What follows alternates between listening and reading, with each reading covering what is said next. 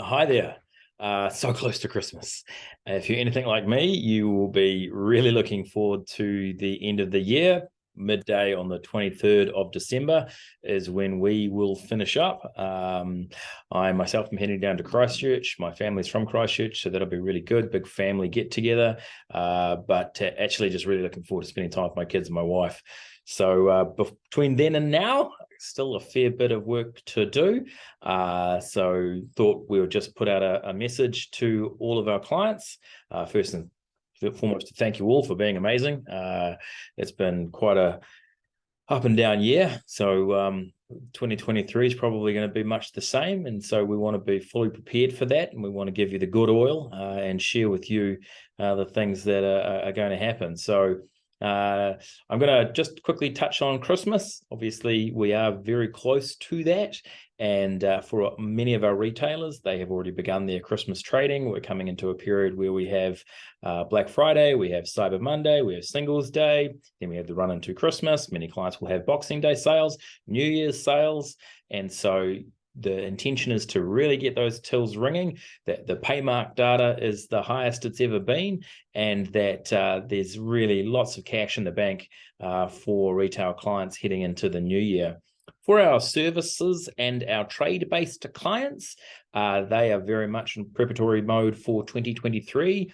What we're seeing for them is that there is increasing competition in the ad platforms, and that is leading to a higher auction rate, more ad spend and costs, and ultimately that leads to the lower number of inquiries. And against a backdrop of consumer sentiment not being as high as we might like it to be, it's a time for us as a company to really start drilling into the targeting options and to cut the fat out of campaigns where it's not operating well. So that might be just wholesale stopping a campaign. If you've got a branded campaign and it's not working for you, we really should be asking the question, should it be live? Could we be cutting that budget? If we're talking about keyword hygiene, have we looked at negative keywords in the last month? Should we be going back longer than that? What do we need to cut away? Ad scheduling. When in the day, when in the week, when in the month are your ads running? And is it the most optimal time? Location targeting. In the last month, postcodes have become available.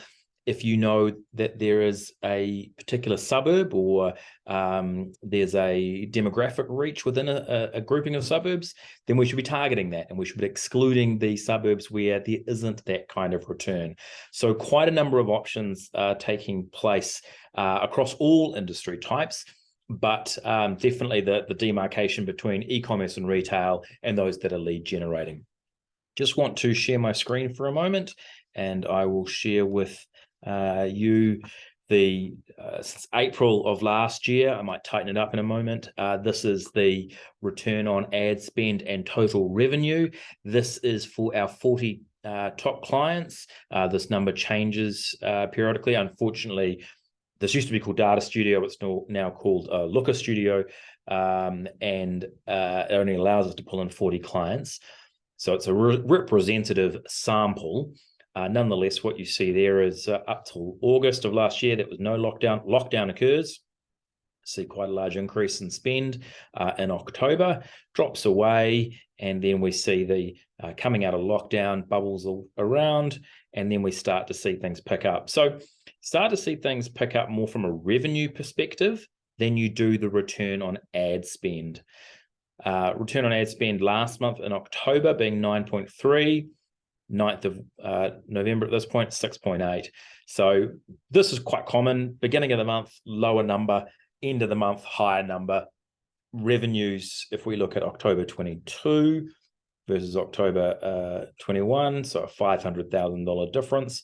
But when we look at, say, September 116, September 1 million. So down on lockdown last year.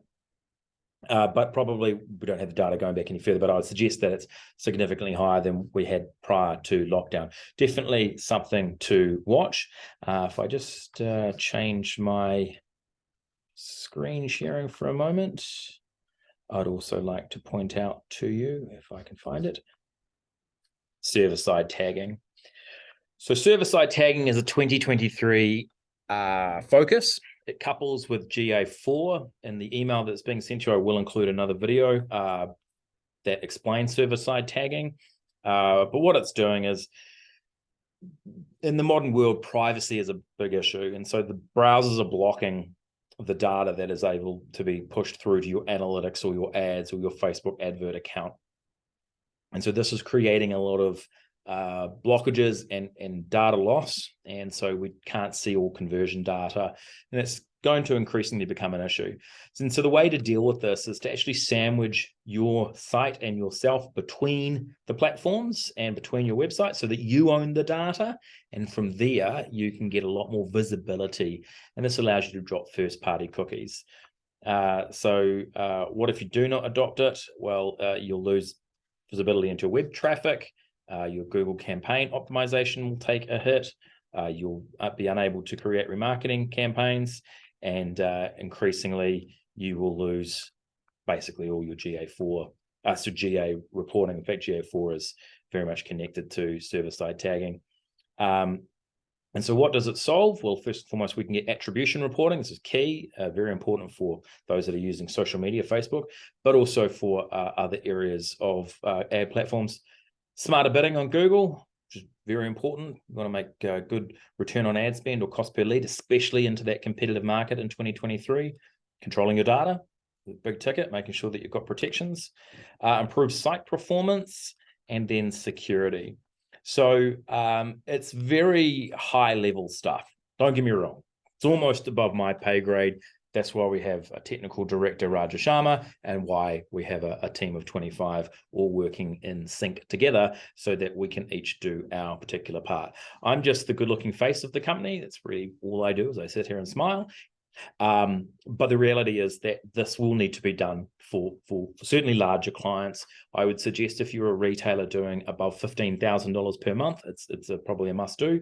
If you're doing, say, over 75 leads per month through a contact form, again, definitely something that you should be looking at, because it's going to be a prime driver of your ad platforming moving forward. And so the functions and features of the ad platform and analytics are being taken away. They're not being added to. And again, I believe that that's because of privacy, but I'm also a cynic, and I believe that it means that the likes of Google will make more money. They'll charge you for the pleasure of analytics where you didn't previously get charged for. So a couple of things to cover off there. Look, we're super excited about 2023. There are a lot of changes coming down the pipe, but we are ahead of the game. For the majority of our clients, we've already got GA4 at a basic level implemented for you. There will be a need to make some further changes into the next year, but we are acutely aware about the targeting requirements and about the need to really sharpen the advertising that's being done for you, and to work hand in glove to ensure that your leads continue to be sustainable, that your revenue continues to increase, and that ultimately you feel that you've got a partner who believes in you and is there to support you. So I hope to be able to get another message out to you before Christmas. My workload is slowing down ever so slightly. And, you know, this moustache of mine, it was for Movember. It's very topsy-turvy, but I may keep it into Christmas. Who knows? Anyway, if you've listened to this far, you're a star. Have a great day, and speak to you soon.